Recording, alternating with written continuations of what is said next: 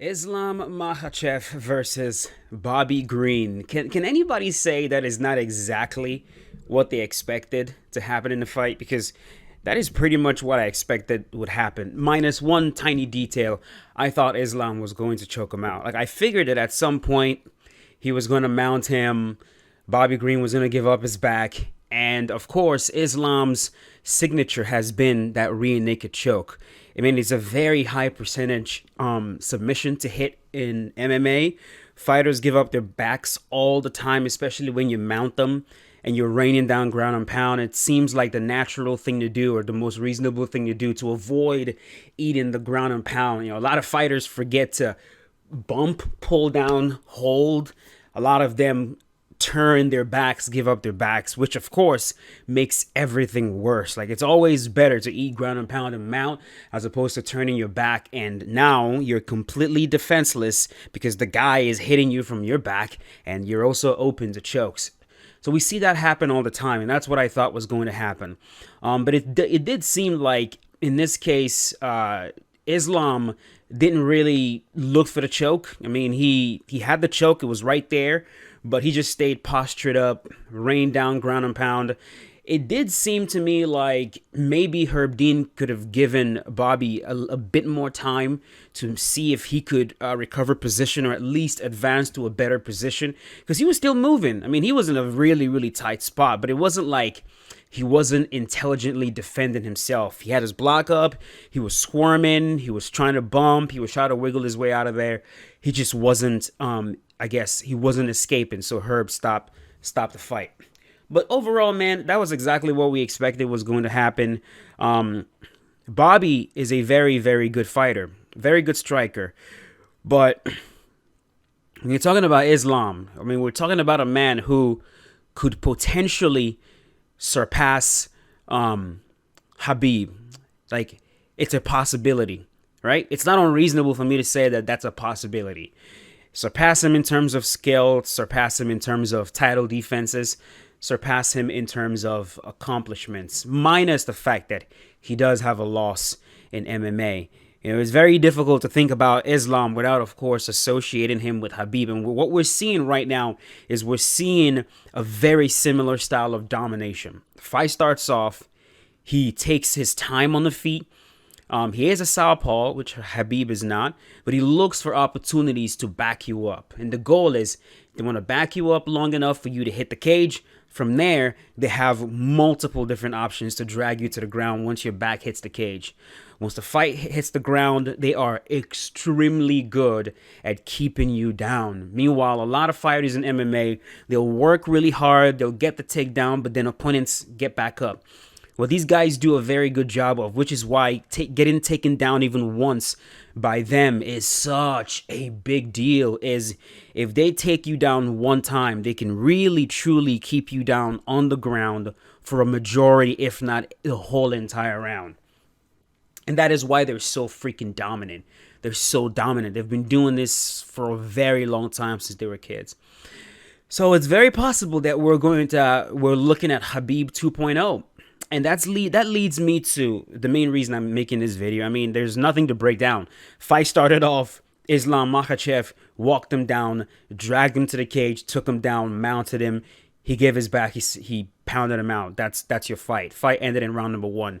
There's nothing too crazy to break down. But my question is, after this fight, I was seeing this narrative float around that it was really, really boring. And I asked the question, why is it? Now, a lot of you actually gave reasonable answers.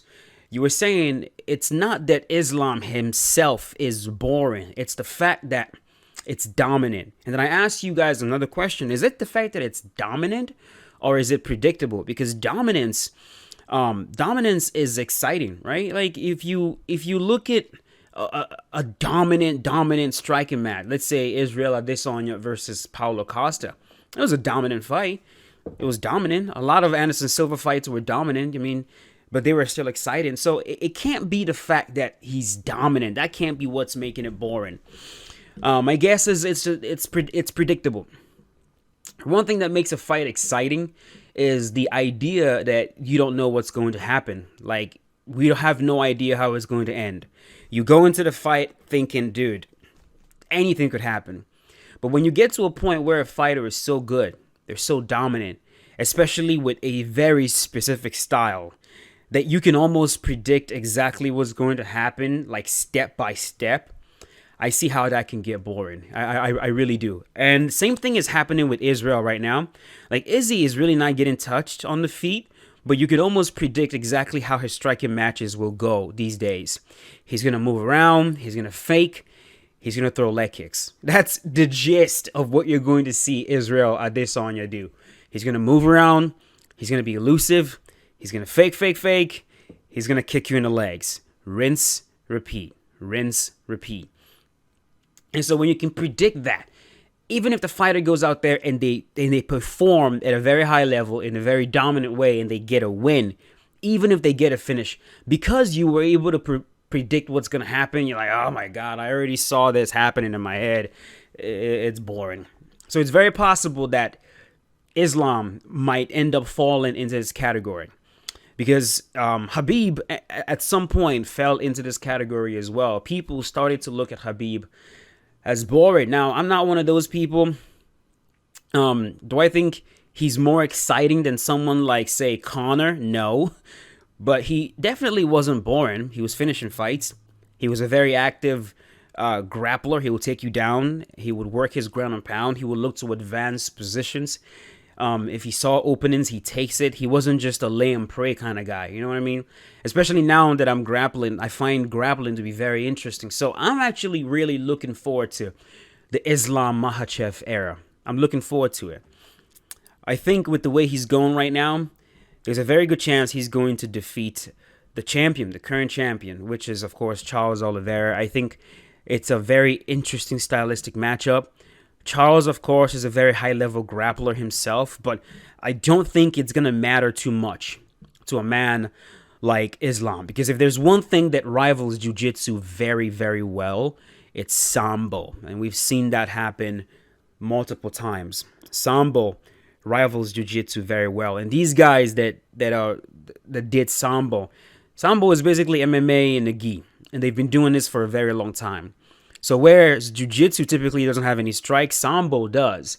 And then they take those Sambo skills into mixed martial arts and they're already so proficient at that. Meanwhile, as a jiu-jitsu guy, someone who started with BJJ, you had to learn to integrate striking into your Brazilian jiu-jitsu. So I think if this fight does happen, if Islam ends up fighting Charles Oliveira, I do think Islam will challenge his grappling because he will want to show that he is the most dominant grappler in that weight class right now. I definitely think so.